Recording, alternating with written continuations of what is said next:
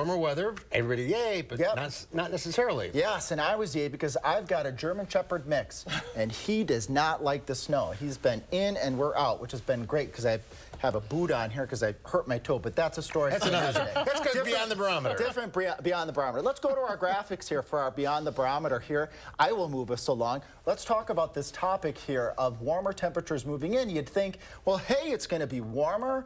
Things are going to be great. We'll get melting. Roads are going to be great. Not necessarily. Let's look at the bottom line. Even though we'll have warmer temperatures here, Mark and Susan, very cold roads. Our roads have been under bitter cold temperatures. We've been way below zero, so those surface temperatures are really cold. So as conditions get into the 30s, the snow will start to melt. And that will melt and then go over some of our susceptible roadways that are cold, and you can expect that to ice up in some of those susceptible spots. There's one good one that comes to mind for me, Old Sauk Road going down towards UW Hospital. There's a hill, and that hill always ices up, and there's always those sneaky accidents because you just don't expect it. So be careful for that as we go into early next week.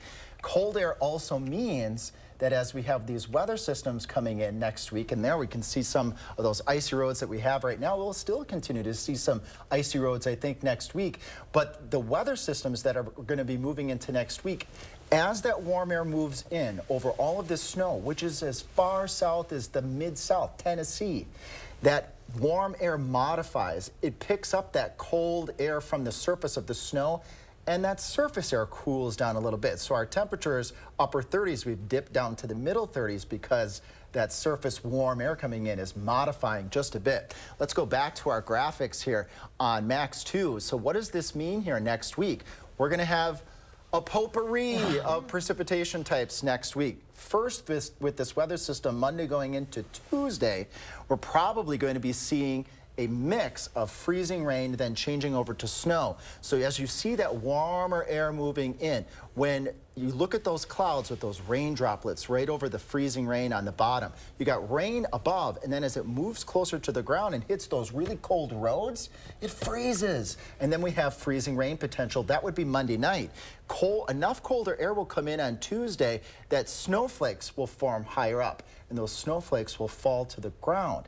But finally, as that warmer air starts to move in a little bit more, look way over to the left-hand part of that graphic.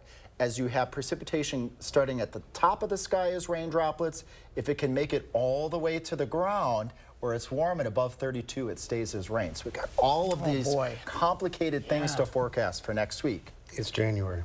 It's January, yes. And this is not uncommon when we come out of that deep freeze, is to see this warm air come in. We get the icy road potential from the melting, and then if we have weather systems, sometimes our weather models are all excited, just like we are, about the warmer weather, but then as it gets closer, they start to realize that they have to deal with the cold snow on the ground and the precipitation type changes. I'll be watching from home. Thank you, Alex.